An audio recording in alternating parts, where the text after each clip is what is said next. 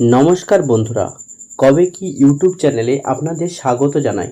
জন্মাষ্টমী, যা গোকুল অষ্টমী নামেও জানা যায়, হিন্দুদের একটি অন্যতম বার্ষিক উৎসব। জন্মাষ্টমী ভগবান শ্রী বিষ্ণুর অষ্টম অবতার শ্রীকৃষ্ণের জন্মোৎসব পালন করা হয়। ইংরেজি ক্যালেন্ডার অনুসারে প্রতি বছর আগস্ট থেকে সেপ্টেম্বর মাসে জন্মাষ্টমী উৎসব পালন করা হয়। বৈষ্ণব ধর্মের জন্য এই উৎসব খুবই গুরুত্বপূর্ণ। সম্পূর্ণ ভারতবর্ষে জন্মাষ্টমী খুবই আনন্দের সাথে পালন করা হয়। শুধু ভারতে নয়, বিদেশেও জন্মাষ্টমী খুবই আনন্দের সাথে পালিত হয়। এই দিন সকল ভক্তরা উপবাস করে কৃষ্ণ মন্দিরে নাচ গান করে শ্রীকৃষ্ণের জন্য অনেক প্রসাদ এবং খাবার তৈরি করে থাকেন। মন্দিরে পূজার্চনার সাথে ভগবান শ্রীকৃষ্ণের কাছে মঙ্গল কামনার প্রার্থনাও করেন। এবার আমরা জেনে নেব 2025 সালে জন্মাষ্টমী কবে ও কি বার হতে চলেছে। 2025 সালে জন্মাষ্টমী হতে চলেছে 16ই আগস্ট 2025 শনিবার। এবার আমরা জেনে নেব জন্মাষ্টমীর পূজার বিধান। লাড্ডু গোপালের জন্ম উদযাপনের জন্য সমস্ত প্রস্তুতি নেওয়া হয় বলে এই উৎসবের পূজা বিধি বেশ তাৎপর্যপূর্ণ। এই উপলক্ষে আপনাকে এই পূজার সর্বোচ্চ সুবিধা পেতে সাহায্য করার জন্য আমরা নিচে একটি বিস্তৃত পূজার বিধি তালিকা নথিভুক্ত করেছি।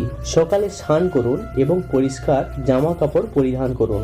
রাতে শ্রীকৃষ্ণের পালন বা দোলনা সাজিয়ে এবং গঙ্গা জল দিয়ে পূজার স্থান পরিষ্কার করে পূজার প্রস্তুতি শুরু করুন। রাতে প্রথমে ধ্যান পালন করে পূজা শুরু করুন। আপনার আত্মাকে প্রভুর সাথে সংযুক্ত করুন। দেবতাদের চরণে জল অর্পণ করুন, যাকে পালন করা দরকার। প্রভুকে অর্ঘ্য নিবেদন করুন। প্রভুকে নৈবেদ্য দেওয়ার পরে জল পান করুন। এটিকে আচমন বলা হয়। এবার আমরা জেনে নেব শ্রীকৃষ্ণের জন্মাষ্টমী পূজার তাৎপর্য।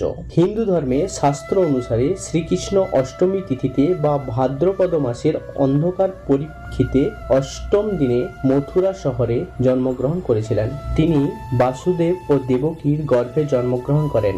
দেবকী ছিলেন মথুরার রাক্ষস রাজা কংসের বোন। একটি ভবিষ্যৎবাণী অনুসারে কংসের পাপের শাস্তি হবে এবং তিনি অষ্টম পুত্র দেবকীর দ্বারা নিহত হবেন। তাই কংস তার নিজের বোন ও তার স্বামীকে বন্দী করেন। ভবিষ্যৎবাণী সত্য হওয়ার সম্ভাবনাকে দূর করার জন্য তিনি দেবকীর সন্তানদের জন্মের সাথে সাথে হত্যা করার চেষ্টা করেছিলেন।